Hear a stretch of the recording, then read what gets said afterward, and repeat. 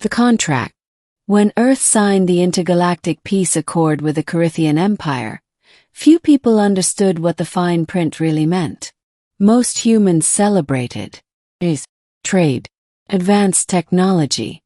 But hidden deep in the treaty's annexes was a clause the media never covered: cultural integration through matrimony. And that was how Jacob Arlen found himself legally betrothed to someone, or something, he had never seen. At 32, Jacob was a systems engineer, working remotely from his modest apartment in Chicago.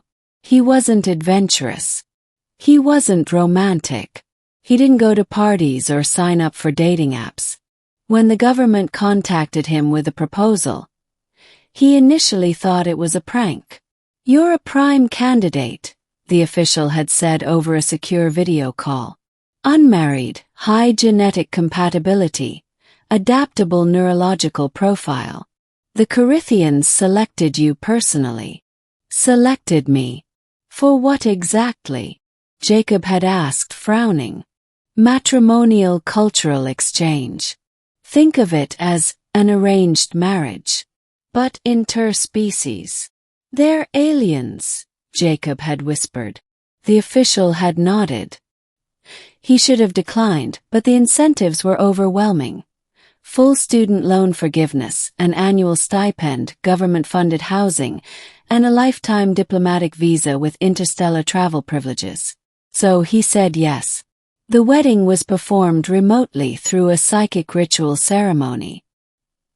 He was alone in a white room while a Carithian emissary, cloaked in light, hovered before him. "You will meet your bride tonight," the emissary had promised. "She must remain veiled until the bonding. It is sacred tradition." Jacob had imagined something humanoid, maybe with shimmering skin or eyes that glowed in the dark. But when he asked to see a photograph, he was told visual exchange would be disrespectful until after consummation. Part 2: Arrival. The transport ship arrived just after sunset, materializing silently over Lake Michigan. It was not large, perhaps the size of a yacht, but entirely smooth, glowing faintly purple. Jacob stood at the edge of his rooftop garden, heart hammering. The hatch opened, and a robed figure stepped out. She was tall, easily over 6 feet, and her form was covered entirely in iridescent fabric that rippled like water. Her hands, long-fingered and webbed, were visible as she lifted her veil just an inch to speak. "I am called Serapha. In your tongue it means, 'she who remembers.'" Her voice wasn't heard, it was felt, inside his bones, resonating like a tuning fork. Jacob swallowed. "I'm Jacob." "You are smaller than I anticipated," she said calmly. "But your aura is luminous." He didn't know what to say. He led her inside. Their new home, assigned by the Department of Xenocultural Affairs, was located in a secluded high-tech compound outside Denver. Glass walls, bioluminescent gardens, fully automated systems. The bedroom was neutral. No beds, just a platform that adjusted to different species' sleeping preferences. Serapha spent much of the day meditating. Jacob worked from a home terminal and tried not to stare. She moved slowly, gracefully, and always wore the veil. On the third night she spoke. "The bonding must begin soon." Jacob's mouth went dry. "Tonight?" "Yes." He expected something carnal. Instead, she approached him and placed her fingers, cool and dry, against his forehead. Instantly he was inside her memories. Not metaphorically. Literally. Part 3: Memory Dive. He was standing on a moon that shimmered with crystal structures. He saw sky whales swimming through gas clouds. A tree sang in harmonic frequencies. He felt her feelings: loneliness, exile, honor, duty. Then he was inside a war, blades of light crashing against metal constructs. She had fought not as a soldier, but as a memory keeper, absorbing history to prevent its erasure. She carried lifetimes inside her mind. Then suddenly he was back. He collapsed. She caught him. "This is the first layer," Serapha said, voice tender. "Each night we will go deeper. I saw your whole life. A fraction. I have lived many." He tried to speak, but tears slid from his eyes. Not from sadness. From the sheer immensity of it all. Part 4. Uneasy Union. The next few weeks were a blur of sensations. Every night they touched foreheads, and he descended further into her memories. He learned the Corithians were once a multi-gendered race, but evolved into psychic hermaphrodites who chose identity based on experience. Serapha had chosen the bride role because she had once loved a male from her world, a bond cut short by war. Jacob saw the ghost of that past lover in her mind. He didn't feel jealousy, only awe. That man had been noble, brave, and in some strange way, Jacob understood why he had been chosen. He was not a replacement, but a continuation. But then came the turning point. One night the memory dive went wrong. Jacob was pulled into a sealed vault, Serapha's hidden chamber.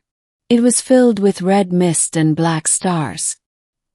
He saw things he wasn't meant to see.